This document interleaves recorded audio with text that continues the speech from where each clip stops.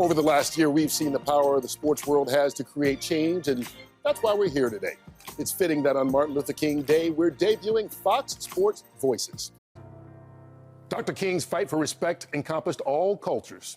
In fact, he worked with Native American tribes in Alabama in the late 1950s and wrote about the genocide of indigenous peoples in America in the early 60s. This past year, we saw a little dignity brought to Native Americans when the Washington football team decided to no longer use them as mascots. Yet, as ex-NFL player Jim Warne told us in a piece that first aired on Thanksgiving, there's far more to the struggles of his fellow Native Americans than just the team name.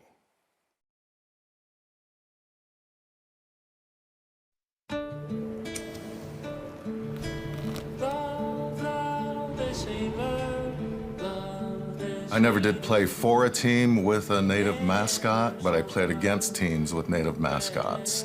So obviously I was a target of people that wanted to say things like scalp the Indian or cut your hair. When we hear that term red skin, we know that it's a term of our pelts, our scalps, that were bounties that were paid to bounty hunters. This negative imagery is getting most of the press, yet there's deeper issues in Indian country. We learn a lot about genocide in other countries, but we don't learn about the genocide that happened here. Back in 1890, the 7th Cavalry really wanted to get us back for Custer's last stand. When you look at the Wounded Knee gravesite, my family is number 18 on that list of families that perished that day.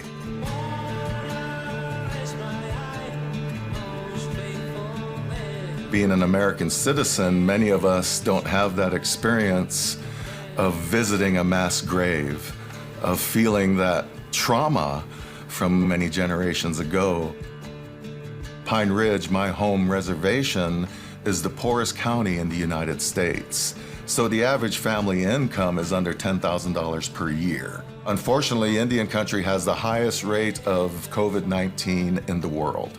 And when I go home and I hear of the people that are passing away just because they can't keep themselves warm, that's something that's very challenging.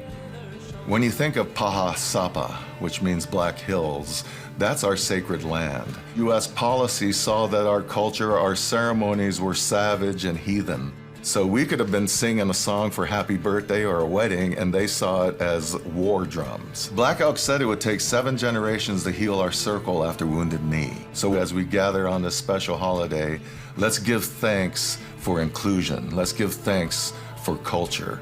Let's give thanks for who we are as two-leggeds. The movement continues. In December, the Cleveland Indians announced that they will change the team name after the 2021 baseball season. For Michael Strahan and everyone involved, I'm Kurt Menefee. Thank you for watching. I have a dream that my 4 little children will one day live in a nation where they will not be judged by the color of their skin, but by the content of their character. I have a dream today